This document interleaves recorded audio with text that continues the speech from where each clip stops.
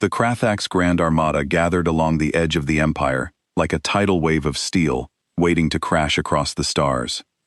3,000 warships, every available battleship, every carrier, every destroyer. Every cruiser capable of combat had been recalled from military bases scattered across hundreds of worlds. Never before had the Krathak's empire assembled such overwhelming force. The sight alone was enough to make lesser civilizations surrender without a fight. At the center of the formation drifted the Imperial flagship, the Dominion of Vengeance. It was less a warship than a floating fortress, so enormous that artificial gravity generators created their own miniature gravitational field, allowing escort vessels to maneuver around it like moons orbiting a planet. Inside its towering command chamber, Emperor Vexnar stood with his hands clasped behind his back. The endless formation of warships stretched across the tactical display. His lips curved into a satisfied smile. This, he spoke quietly, is what absolute power looks like. His admirals nodded in agreement. For months, their intelligence network had monitored humanity. Every fleet movement, every military exercise, every patrol. Their reports all reached the same conclusion. A holographic officer stepped forward. Your Majesty, our surveillance confirms that the humans have deployed only 400 warships to intercept the invasion. The tactical map updated. Krathak's Armada, 3,000 warships. Human defense fleet, 400 warships. A ratio of nearly 8-to-1. Laughter spread through the command bridge. One admiral folded his arms confidently. They're actually coming to fight. Another shook his head. Humans are even more foolish than we believed. They'll be destroyed within hours. Vexnar watched the hologram silently. 400 ships, against 3,000. The outcome seemed inevitable. When this campaign ends, he declared, the entire galaxy will remember a simple truth. His eyes hardened. No one challenges the Krathak's empire. The command bridge erupted in approval.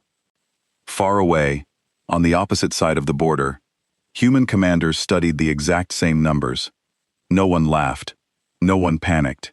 They simply continued preparing. Because the numbers meant almost nothing. The Krathak's empire believed wars were won through overwhelming force. Humanity had learned a different lesson. From the earliest days of civilization, humans had fought enemies larger, stronger, better equipped. History had taught them one brutal truth. Fair fights were for people who expected to lose. Earth's military doctrine had never been built around matching an enemy ship for ship. It had never depended on equal numbers. It depended on something far more dangerous: winning, no matter the cost. Deep beneath Earth's oceans, hidden launch bays slowly opened. Inside hollowed-out asteroids drifting unnoticed through the solar system, thousands of dormant weapons awakened. On forgotten moons, automated factories accelerated production beyond anything seen in peacetime. Classified defense protocols that had existed only as encrypted contingency plans suddenly activated across human space. Operation Iron Horizon had begun. The Krathak's intelligence service had counted 400 human warships. They had counted correctly. What they failed to count were the things humanity had never intended anyone to see. As the massive armada crossed the border, Emperor Vexnar smiled with absolute confidence. He believed he was marching toward the greatest victory in Krathak's history. He didn't realize he was sailing directly into the largest trap humanity had ever prepared. And by the time he understood, there would be no way back. Admiral Gunwu stood on the bridge of the Indomitable, watching the tactical displays update in real time. The Krathak's Armada was moving through the Helix Nebula, a region of space filled with gas clouds and radiation fields. It was dangerous territory, but the Krathaks had superior numbers. They thought they could punch through any resistance. They were wrong. All ships, assume defensive positions, Gunwu ordered. Let them come to us. The nebula is our advantage, not theirs. Captain Yuna watched the battle unfold from a safe distance. She had converted her freighter into a mobile medical station, ready to receive wounded from both sides. Her crew worked to prepare emergency surgical bays. They knew this battle would produce casualties on a scale the galaxy hadn't seen in generations. The Krathax armada entered the nebula in a massive formation, 3,000 ships moving in coordinated waves. It was an impressive display of military might. Emperor Vexnar felt confident. Nothing could stand against such a force. Then the humans revealed their true strategy. The 400 human ships weren't positioned for a traditional battle. They were scattered throughout the nebula in small groups, using the gas clouds for cover. When the Krathax fleet entered their kill zones, the humans struck from every direction at once. But they didn't just use their ships. They used everything. Commander Jiho's intelligence division had spent weeks seeding the nebula with autonomous weapons. Thousands of kinetic mines drifted like debris, waiting for proximity triggers. When Krathax ships passed by, the mines activated, slamming into holes with devastating force. The Krathax point defense systems couldn't track them all. They were designed to stop missiles and energy weapons, not small, fast-moving objects that looked like space junk. Drone swarms launched from human carriers. Tens of thousands of small expendable drones overwhelmed Krathax targeting systems. The drones weren't heavily armed, but they didn't need to be. They jammed sensors, blocked communications, and generally created chaos. While Krathax crews struggled to deal with the drone clouds, human warships emerged from the gas clouds and struck with precision. Captain Doyen commanded a squadron of fast attack ships. They used the nebula's radiation fields to mask their approach, then burst out at close range, where Krathax weapons couldn't effectively track them. His ships fired their railguns and immediately dove back into cover before the enemy could respond. "Hit and run," Doyen ordered his squadron. "Don't give them time to lock on. Keep moving. Use the environment." It was warfare, adapted from Earth's most dangerous regions, like predators hunting in dense jungle, like fighters, using urban terrain for cover. Humans had learned these tactics over thousands of years of conflict on their death world. Now they applied them on a cosmic scale. General Nari's boarding teams took a different approach. They didn't wait for ships to be disabled. They launched assault pods at full-speed vessels, using shaped charges to breach hulls while ships were still operational. Inside, her Terra Marines moved through corridors in powered armor, clearing deck by deck. The Krathax Marines fought bravely, but they were fighting in environments designed for their species: lighter gravity, thinner atmosphere. When human Marines arrived, adapted to Earth's crushing pull, the physical disparity was obvious. A Krathax soldier might train for years to master combat. A human Marine just had to punch with the strength their homeworld had given them. But humanity didn't just use violence. Dr. Hana's psychological operations team broadcast continuously on Krathax frequencies: "Surrender and live. We don't want to exterminate you. We want to stop you. Lay down your weapons and receive medical treatment. Continue fighting and die for an emperor who doesn't care about you." Some Krathax crews listened. Not many at first, but enough. When those crews surrendered, human ships immediately ceased fire. Medical teams came aboard. Wounded Krathax received the same treatment as wounded humans. Food and water were provided. Prisoners were treated with respect. This confused the Krathax more than the violence did. Their empire was built on domination. Surrender meant death or slavery. But humans offered a third option: mercy. It was so alien to Krathax, thinking that many soldiers didn't know how to process it. Emperor Vexnar watched his tactical displays with growing horror. His fleet was being torn apart, not through superior firepower, but through superior tactics. The humans were using the nebula like a weapon. They were using drones and mines and cyber warfare. They were boarding ships and turning them against the fleet. And worst of all, they were offering mercy. Some of his crews were actually surrendering. It was unthinkable. It was disgraceful. It was smart. "All ships withdraw to defensive formation Delta," Vexar ordered. "We'll consolidate and push through with concentrated force."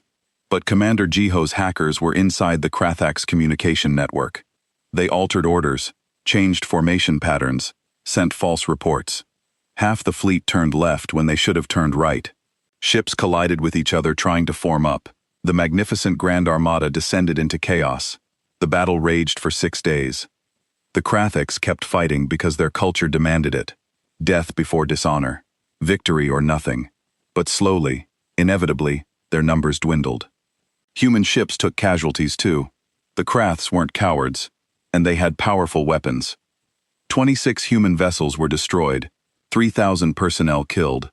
Every death was recorded. Every name was remembered. Because humans understood that war had costs, and those costs mattered.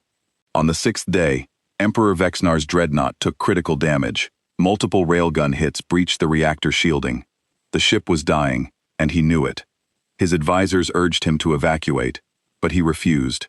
He was the Emperor. He would die with his flagship. Admiral Gunwu had other plans. He ordered a precision strike on the dreadnought's command section, disabling it without destroying it. Then, General Nari's best boarding team went in. They fought through the Imperial Guard and captured Vexnar alive. The Emperor was brought before Gunwu on the Indomitable. He expected execution.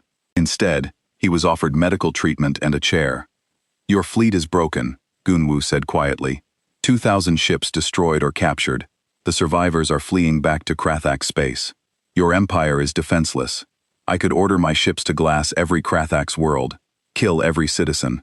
Wipe your species from existence. Vexnar waited for death, his pride shattered, but his posture still defiant. "But we won't," Gunwu continued. "Because unlike you, we understand the difference between justice and revenge. We didn't come here to commit genocide. We came to stop one." He pulled up holographic displays showing the aftermath of the battle. Krathak's prisoners being treated in medical bays, captured ships being salvaged, wounded from both sides receiving care. "We're going to let you live, Emperor. You're going to stand trial for war crimes. Your empire will be reformed. The slaves will be freed.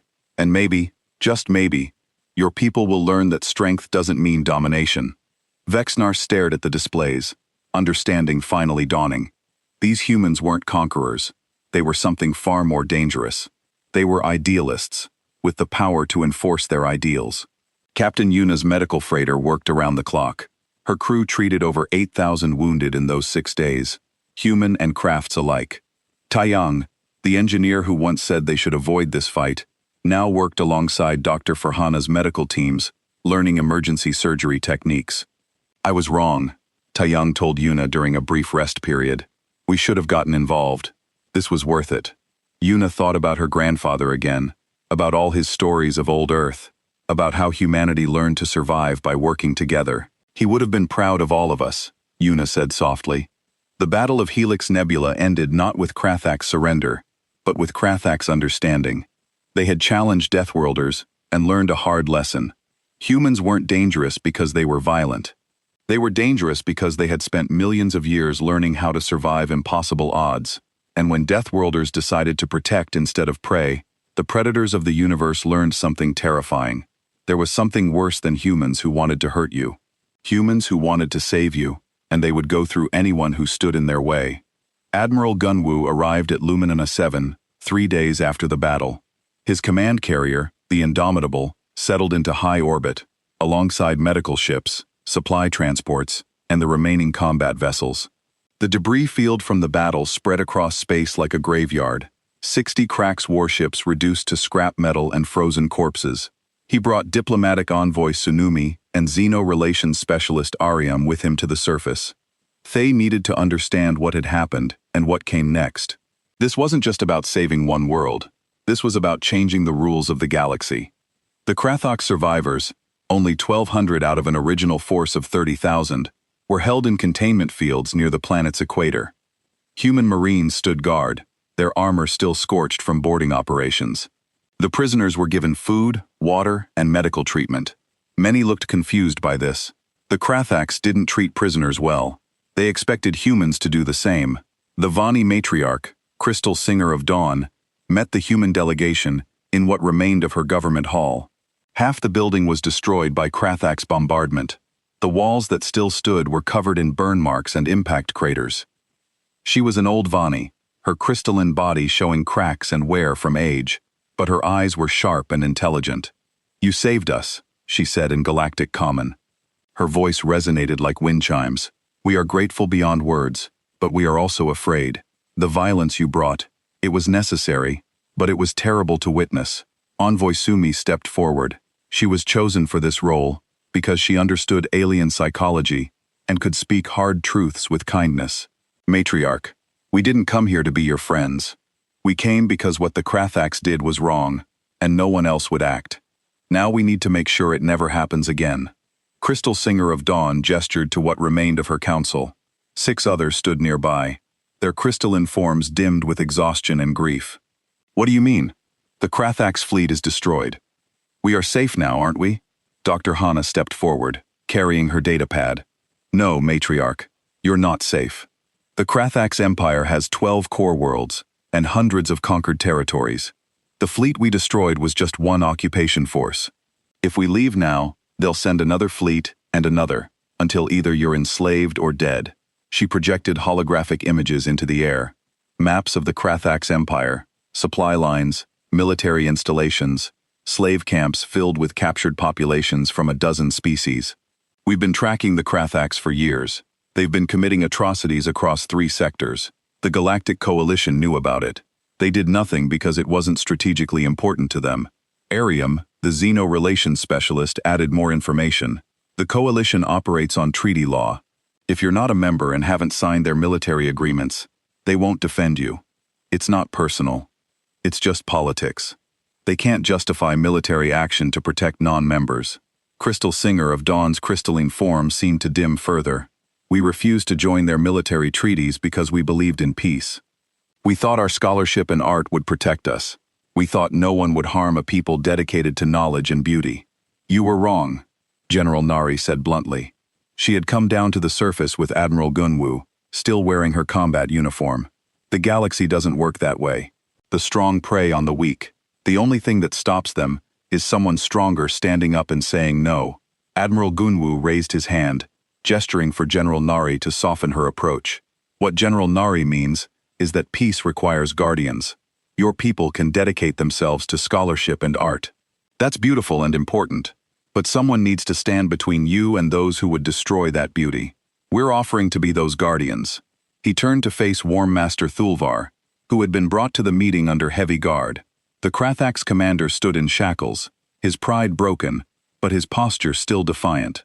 Worm Master Gunwu said calmly, "You're going to deliver a message to your emperor. Humanity is declaring war on the Krathax Empire. Not for territory, not for resources, but because you've shown us what you are, and we won't tolerate it anymore." Thar's eyes widened. "You're declaring war. You're 6 fleets against an empire with thousands of ships. You'll be crushed." Captain Doyen, standing nearby with his command staff, laughed quietly. "We're not 6 fleets. We're the warning shot. The Krathax Empire has 72 hours to respond to our demands. Release all slaves. Surrender war criminals for trial. Begin reparations to the species you've harmed. Refuse and you'll meet the rest of humanity." Commander Jiho stepped forward with a data chip. "This contains evidence of every war crime the Krathax Empire has committed in the past decade. Civilian massacres, slave trading, ecological destruction, torture of prisoners. It's all documented. We're broadcasting it to every civilized world in the galaxy. The Coalition can ignore it if they want, but everyone else will see what you've done." Dr. Hana added the final piece. "We're also offering an alternative. Any Krathax world that renounces the Empire and agrees to democratic reforms will receive protection and aid. Any Krathax soldier who deserts will be granted asylum. Any Krathax civilian who wants out will get safe passage. This isn't about destroying your species. It's about ending your empire." Thulvar stared at them in disbelief. Humans were offering mercy to an enemy that showed them none. It made no sense according to Krathax military doctrine. The strong dominated, the weak submitted. There was no third option. "Your emperor has 3 days to decide," Admiral Gunwu said. "After that, we're coming for every military installation, every war fleet, and every slave camp in Krathax space. Tell him that Deathworlders don't bluff." The message was transmitted on all Krathax frequencies, military channels, civilian broadcasts, even the secret communication lines Commander Jiho's intelligence division had hacked. Every Krathax in the Empire heard the ultimatum. On the throne world of Krathax Prime, Emperor Vexnar watched the transmission in his grand palace. He was old, even by Krathax standards, having ruled for 50 years through cunning and ruthlessness. He had built the Empire from a dozen worlds to hundreds. He had crushed every enemy who opposed him. His military advisors surrounded him, all urging different responses. Some wanted immediate surrender. Others wanted total war. A few suggested assassination attempts on human leadership. Vexnar dismissed them all. He had not built an empire by being a fool, but he also had not built it by showing weakness. He studied the battle reports from Luminous 7, 6 human ships destroying 60 Krathax vessels. It seemed impossible, but the evidence was clear. Still, 6 ships was not thousands. The humans were bluffing. They had to be. No species would commit to total war over aliens they didn't even have treaties with. He made his decision. Mobilize the Grand Armada. 3,000 warships, everything we have. We're going to crush these Deathworlders and remind the galaxy why the Krathax Empire is feared. His advisors scrambled to obey. Orders went out across the Empire. Every available ship, every trained crew, the largest military force the Krathax had ever assembled. It would take time to gather them all, but when they moved, it would be an unstoppable tide. Back on Luminous 7, Crystal Singer of Dawn asked the question that troubled her most. What will you do if they refuse? Will you really go to war with an entire empire? Admiral Gunwu looked at the matriarch with eyes that had seen too much death. Matriarch, my species evolved on a planet that spent 4 billion years trying to kill us. We survived ice ages, supervolcanoes, asteroid impacts, and 1,000 other extinction events. We learned to thrive in environments that would kill most galactic species in minutes. We didn't become strong because we wanted to. We became strong because we had to. He turned to look at the stars through the broken roof of the hall. The Krathax think, strength means dominating others. They're wrong. Real strength is protecting those who can't protect themselves. That's what Earth taught us. That's what makes us dangerous. Not our weapons or our ships, but our unwillingness to stand by while innocent people suffer. Envoy Tsunumi placed a gentle hand on the matriarch's crystalline shoulder. We're offering you something the galaxy has forgotten. Justice. Not politics or strategy or treaties, just simple justice. The strong defending the weak because it's right. Crystal Singer of Dawn was silent for a long time. Then she spoke softly. And if the Krathax Empire accepts your ultimatum, what then? Then we help them become better, Dr. Hana said. We don't want to destroy them. We want to reform them. Show them there's another way to exist in the galaxy. And if they refuse, General Nari's smile was cold as space. Then they'll learn why you don't challenge Deathworlders the hard way. Warm Master Thulvar stood on the bridge of his command dreadnought, watching Luminina 7 burn. The planet's crystalline cities, once beautiful monuments to art and learning, were now columns of smoke and fire. His fleet of 60 warships surrounded the world like vultures around dying prey. The Velani had surrendered within hours. They had no weapons, no military training, no way to resist. Now his ground troops were sorting the population. The strong would go to labor camps. The skilled would serve the empire as craftsmen and technicians. The rest would be sold to the highest bidder in the slave markets. It was a routine operation. Tulvar had done this 17 times before. The pattern never changed. Peaceful species always surrendered quickly. They always believed diplomacy would save them. They were always wrong. His censor officer interrupted his thoughts. Warm Master, we're detecting ships dropping out of faster-than-light travel. 6 vessels, human design. Tulvar looked at his tactical display. 6 ships. The humans had sent only 6 ships against his fleet of 60. He felt insult mixed with amusement. Perhaps the Deathworlders were as stupid as they were ugly. Their thick bones and dense muscles made them look like brutes, compared to the elegant Krathax. Open a communication channel, Tulvar ordered. I want to hear them beg for mercy before we destroy them. But the humans didn't hail. They didn't request negotiation. They didn't even slow down. The lead ship, broadcasting its identification as the Righteous Fury, accelerated directly toward the Krathax formation. The other 5 ships spread out in a pattern that made no tactical sense to Thulvar's experienced eye. Then the humans opened fire. The weapons were primitive kinetic systems, railguns, and missile launchers. The kind of outdated technology most advanced species had abandoned centuries ago in favor of energy weapons. Thulvar's shields were designed to deflect laser beams and plasma bolts. Kinetic weapons should have been useless. The first railgun slug hit a Krathax destroyer at 40% of light speed. The tungsten uranium penetrator punched through the shields like they weren't there, through the armor plating, through 3 decks of interior structure, and out the other side. The destroyer's reactor containment failed. The ship exploded in a ball of superheated plasma. Thulvar's amusement died instantly. All ships returned fire. Destroy those vessels. But the human ships were already moving. They didn't fly like normal spacecraft. They used gravity wells and planetary magnetic fields for momentum. They dove into the upper atmosphere and used air resistance to make impossibly tight turns. They moved like fighters, not capital ships, exploiting every advantage of physics that Thulvar's heavier vessels couldn't match. The missiles arrived next. They weren't carrying explosive warheads. The first wave was electromagnetic pulse weapons that fried ship systems, leaving Crack's vessels blind and helpless. The second wave was thermomaric bombs that created fireballs of superheated gas, cooking crews alive inside their armor. 3 more destroyers exploded in the first minute. Thulvar screamed orders to his fleet. Target those ships. Concentrate fire. Use superior numbers to overwhelm them. On the bridge of the Righteous Fury, Captain Doyen watched his tactical display with cold focus. His crew worked in perfect coordination. Weapons Officer Bora called out targets. Pilot June executed maneuvers that would have killed crews from lighter gravity worlds. Tactical Analyst Minho tracked enemy movements and predicted firing solutions. They had trained for this their entire careers. Every simulation, every war game, every practice drill had been preparation for combat against numerically superior forces, because humans understood something most species didn't. War wasn't about fair fights, it was about survival. And on Earth, nothing survived by fighting fair.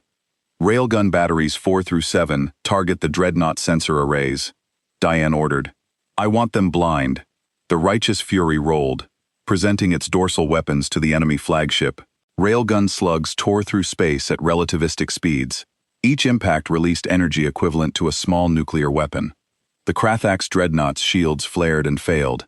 Its sensor arrays shattered. Secondary explosions rippled across its hull. Thulvar stumbled as his ship shook. Emergency lights flickered. Damage reports flooded in from every section. How is this possible? These were just 6 ships against his entire fleet. Warm Master, we're being hacked, his communications officer shouted. The humans are inside our network. They're broadcasting false orders. Our ships don't know which commands are real. Commander Jiho's stealth division had done their job perfectly. They had infiltrated the Krathax command network before the battle even started. Now they swed confusion and chaos.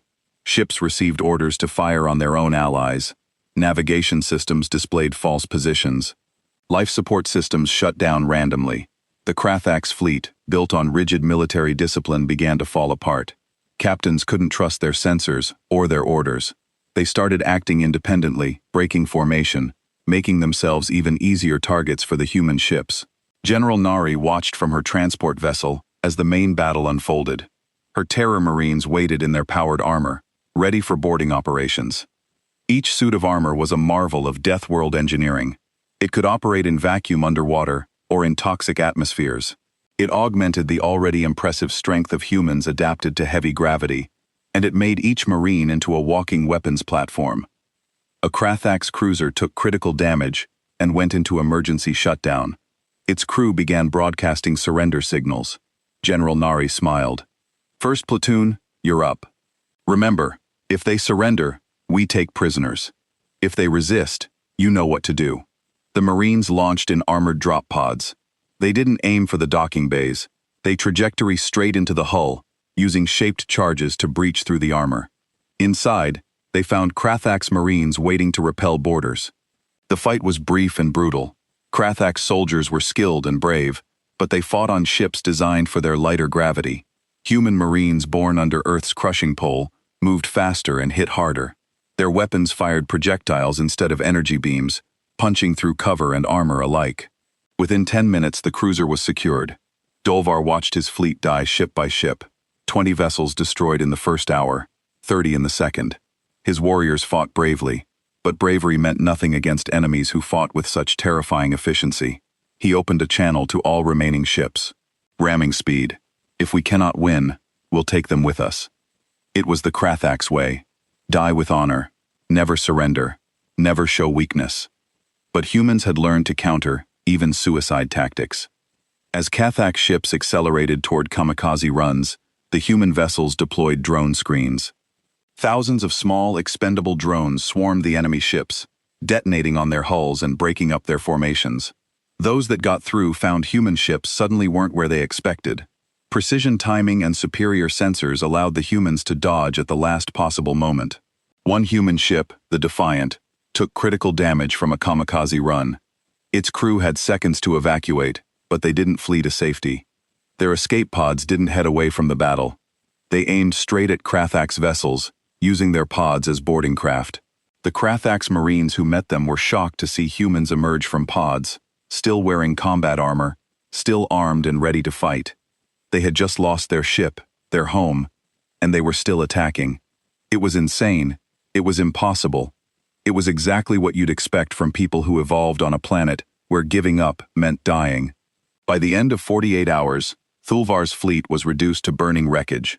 Only 8 ships remained intact, and all were too damaged to fight. His crew dead or captured, his pride destroyed, his confidence shattered. The humans offered surrender terms. Thulvar, trained in a culture that saw surrender as the ultimate shame, almost refused. But then he thought about his crew, the ones still alive. He could give them death through pride, or he could give them a chance at life. He chose life. It felt like betrayal of everything he believed in. But watching those 6 human ships destroy 60 Krath warships had taught him something important. Some enemies were too dangerous to fight with honor. Some enemies understood survival better than anyone. On the surface of Luminous 7, the eye watched the sky. They saw the lights of dying ships.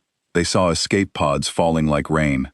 They didn't know if they should feel saved or terrified. These humans had come in response to their cry for help, but the violence they brought was beyond anything the peaceful could comprehend. Captain Yuna received a message as her freighter approached Luminous 7. It was from Admiral Gunwu. The area is secure. Medical ships are standing by for rescue operations. Your grandfather would be proud. Yuna stared at the message for a long time. Then she set course for the planet. There would be wounded on both sides. People who needed medical supplies. That was her job. That was what she could do. The galaxy had just learned a lesson it would never forget. Deathworlders didn't fight like civilized species. They fought to win. Admiral Gunwu was reviewing fleet deployment schedules when the priority alert flashed across his terminal. He sat in the command center of Olympus 9, a massive military station that orbited Earth like a steel moon. The station served as the headquarters for all human military operations in this sector of space. He opened the message and listened. The Volani distress call played first, with its heartbreaking sounds of fear and death. Then came the brief addition from Captain Yuna. Gunwu played it 3 times, his expression growing harder with each repetition. He knew the Galactic Coalition's official channels had received similar messages from Luminina 7. He also knew they would do nothing. The Vani had refused to join the Coalition's military treaties decades ago, believing their commitment to peace and scholarship would protect them. The Coalition didn't defend non-members. It was politics, cold and simple. But humans didn't operate that way. Not anymore. Not after learning what the galaxy could be like. Gunwu pressed the emergency jaw button on his desk. Within 30 minutes, the senior command staff had assembled in the war room. General Nari arrived first, still wearing her training uniform. She led the Terra Marines, the most feared ground combat force in human space. Commander Jiho came next, moving silently like a shadow. He ran the reconnaissance division, the eyes and ears that most enemies never saw coming. Finally, Dr. Hana entered, carrying a datapad filled with intelligence reports. Gunwu didn't waste time with pleasantries. He played the distress call for everyone to hear. The room fell silent, except for the sounds of dying children and burning cities. When it ended, General Nari's hands were clenched into fists. "How long ago did this happen?" she asked. "The message is 4 hours old," Gunwu replied. "By now, the Krathax have probably finished their initial assault. They'll be beginning the harvest phase, taking prisoners for slave labor, stripping resources." Dr. Hana pulled up holographic displays in the center of the table. Images appeared, showing the Krathax Empire's expansion over the past 5 years. 12 civilizations destroyed or enslaved, hundreds of worlds conquered, a military force that numbered in the thousands of ships. "The Krathax have been doing this for years," Dr. Hana said. Her voice was steady, but everyone in the room knew her personal history. She had survived a Krathax raid on a human research colony 10 years ago. She watched friends die while coalition forces debated whether to respond. By the time help arrived, it was too late for everyone except her. They're careful to avoid provoking major powers. They only attack peaceful species who can't fight back. Commander Jiho brought up additional data. My reconnaissance teams have been monitoring Krathak's movements for months. They have a fleet of 60 warships currently surrounding Luminina 7, standard occupation force. They're not expecting any resistance. Because there won't be any, General Nari said bitterly. The coalition won't act. The Volani have no military. No one in the galaxy has the spine to stand up to the Krathaks. Gunwu leaned forward. Then we will. The room went quiet. Everyone understood what he was suggesting. This wasn't about defending human territory. This wasn't about protecting trade routes or strategic resources. This was about something more fundamental. We have no treaty with the commander, Jiho pointed out. No legal basis for military action. The coalition will condemn us. They'll call it aggression. Let them, Gunwo said. I'm tired of watching peaceful species get slaughtered because the galaxy has forgotten what justice looks like. Dr. Hana nodded slowly. The Krathks think they're untouchable because they have numbers, and because no one has ever truly challenged them. They've never faced humans in direct combat. They know we come from Deathworlds. They know we have strong military forces, but they don't really understand what that means. Then it's time they learned, General Nari said. A cold smile crossed her face. They're about to discover what Deathers really are. Gunwu stood and walked to the holographic display. He rotated the image, studying Luminous 7's position. This isn't a rescue mission. Rescue implies we're saving who we can and leaving. This is different. This is a message. A message to the Krathak's empire and to every other predator species in the galaxy. He turned to face his command staff. Operation Retribution is now active. I want 6 fleets ready to launch within 12 hours. Fast response vessels only. We're not going to lay siege. We're going to hit them so hard, they won't know what happened. 6 fleets against 60 Cax warships? Commander Jiho asked. He wasn't questioning the order, just confirming the numbers. 6 fleets is enough, Gunwo said. We're not trying to match their numbers. We're trying to break their will. General Nari pulled up deployment orders on her terminal.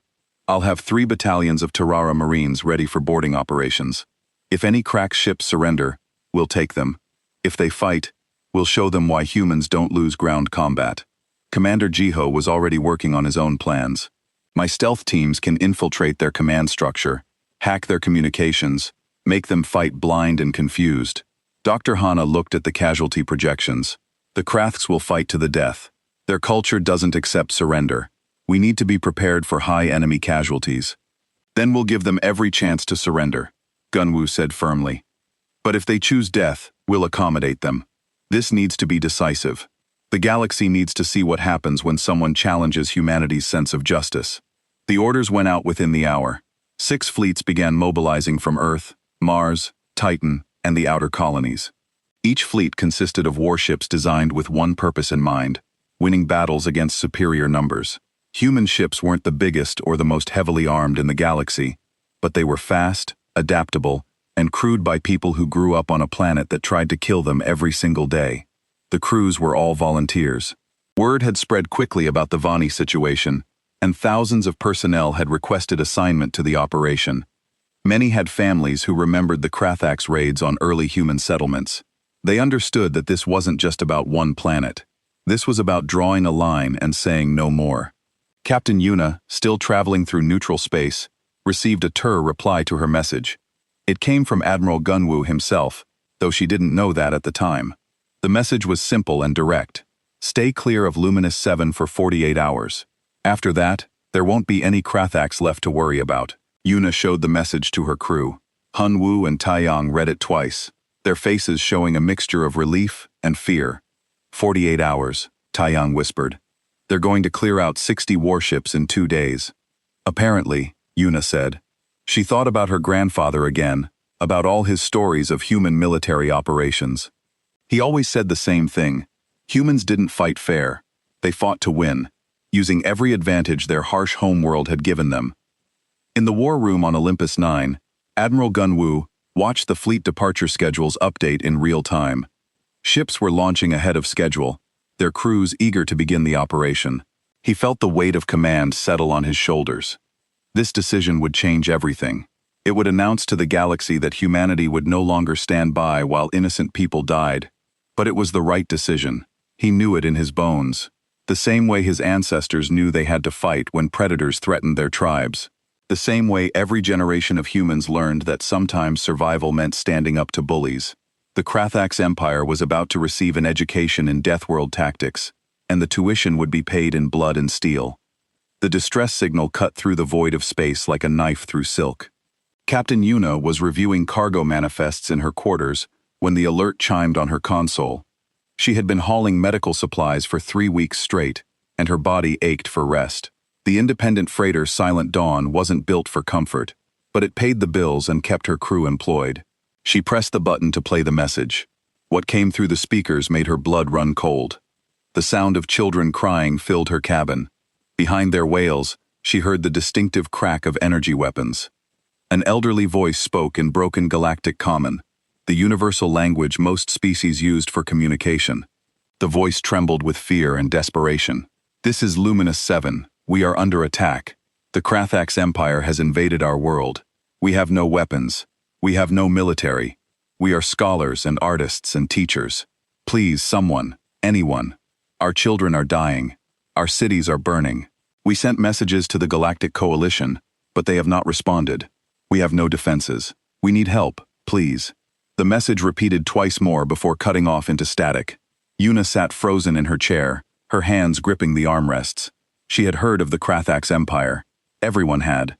They were conquerors who swept through peaceful systems, enslaving populations, and stripping worlds of resources. The galaxy feared them, but no one seemed willing to stop them. She called her first officer to the bridge. Hyun Woo arrived within minutes, his uniform slightly wrinkled from sleep. He was a good man, loyal and practical, but he always chose the safe path. When she played him the message, his face went pale. "We need to forward this to coalition forces," Hyun Woo said immediately. "This isn't our fight, Captain. We're cargo runners, not soldiers." Taeyang, their engineer, had followed Hyun Woo to the bridge.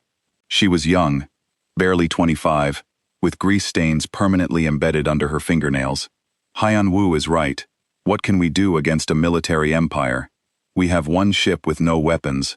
We'd be flying to our deaths." Yuna understood their fear. It was the logical response, the smart response, the safe response. But something in that message had touched a nerve deep inside her. Those children crying, those elders pleading, the sound of hope dying in real time.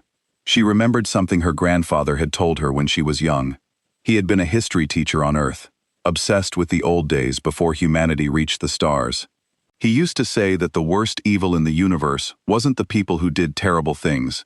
It was the people who saw terrible things happening and did nothing. "We're not going to fight them ourselves," Yuna said slowly. "But we're not going to forward this to the coalition either. They'll debate it for weeks, form committees, draft proposals. By the time they decide to act, everyone on that planet will be dead or enslaved." "Then what do you suggest?" Honu asked. Yuna pulled up her navigation console and started entering coordinates. Her fingers moved quickly across the holographic interface. "I'm sending it somewhere else. Somewhere the message will actually matter." She accessed an old frequency, one that most modern ships didn't even monitor anymore. It was a relic from the early days of human expansion, when the colony worlds were still establishing communication networks. Most spacers had abandoned it decades ago in favor of more efficient systems. But Yuna knew it was still active. She knew because her grandfather had made her memorize it, along with a dozen other pieces of seemingly useless information about Earth and its territories. At the time, she thought he was just being sentimental. Now she understood he was being prepared. She forwarded the distress signal to that frequency, along with the coordinates for Luminous 7. Then she added her own message. It was brief, only 2 sentences, but she chose each word carefully. "Innocent people are dying. Coordinates attached. They wanted help. I'm giving them something better." She sent the transmission and sat back in her chair. Hun Woo and Taeyang stared at her like she had lost her mind. "What did you just do?" Taeyang asked. "Where did you send that message?" "Home," Yuna replied. "I sent it to Earth." Hyun Woo's eyes went wide. "You contacted the Human Defense Fleet. Captain, do you understand what you've just done? Humans don't do rescue missions. They don't do peacekeeping. Every species in the galaxy knows what humans are. They're Deathworlders. They come from a planet so hostile that it produces the most dangerous soldiers in known space. Exactly, Una said calmly. Thai asked for help. The Coalition won't give it to them, but Earth will respond. Maybe not the way anyone expects, but they'll respond. Tiang shook her head in disbelief. The story is about human military operations. Captain, they don't save people. They destroy threats completely, utterly. There's a reason other species are terrified of them. Una thought about her grandfather again. He had lived through the early contact years, when humanity first encountered alien civilizations. He told her stories about how other species reacted to learning where humans came from. Earth was classified as a Class 12 death world, one of the most hostile planets known to support intelligent life. Most species evolved on worlds with gentle gravity, stable climates, and abundant resources. Earth was different. It had crushing gravity that built dense bones and powerful muscles. It had predators that forced humans to develop persistence hunting and pack tactics. It had diseases that trained human immune systems to fight like armies. It had weather so violent that hurricanes, tornadoes, and earthquakes were just normal events. The galaxy looked at Earth and wondered how anything survived there, much less reached the stars. When humans began expanding into space, other species watched with a mixture of fear and fascination. Here was a species that treated radiation exposure as an inconvenience, that laughed at gravity wells other races found crushing, that could eat foods containing toxins that would kill most galactic citizens. They're dangerous, Una agreed. But they're dangerous to the right people. The Krathax hurt the weak and helpless. Humans protect them. At least that's what my grandfather always believed. Haiyan Wu sighed deeply. I hope you're right, Captain. Because if you're wrong, we might have just made things much worse. Una stared out the viewport at the stars streaming past. Somewhere out there on Luminina 7, people were dying.